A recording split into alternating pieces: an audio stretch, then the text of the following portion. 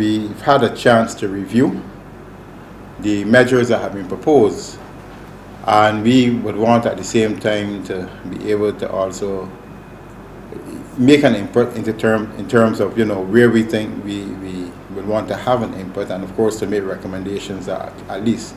where we think that it would have an impact, and if that impact is negative we would want to say so too at the same time.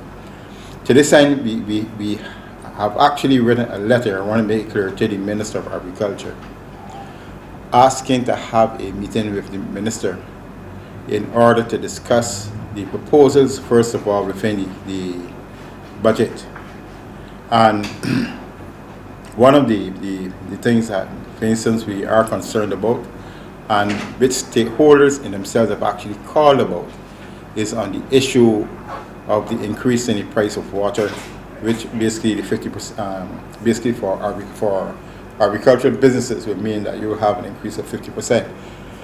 One of the points I wish to make is this: for instance, like in poultry processing, in the area of, for instance, pigs, pig processing, water is a much used ingredient. Even in terms of vegetable operations, for those farms, or especially where you have homegrown gardens, where there are farmers in Barbados who do not have the benefit, especially vegetable farmers, of water coming from BADMC sources. In other words, they have to use the normal water coming from the BWA. It means that the cost of water for those agricultural enterprises will increase by a dramatic 50%. We know, for instance, that most agricultural producers in Barbados have to compete with cheaper subsidized products being imported from abroad. And we believe that we need to address this issue, because talking to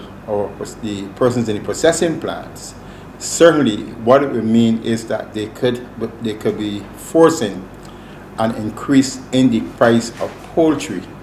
as a result of the increase in the price of the water.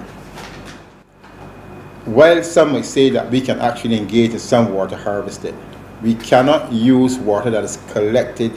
say, just like that. We cannot give them to animals that are for human consumption just like that.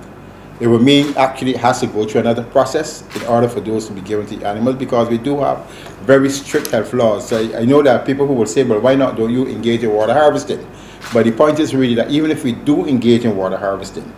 that water could only be used for like washing down pens or something like that. But it cannot be used to actually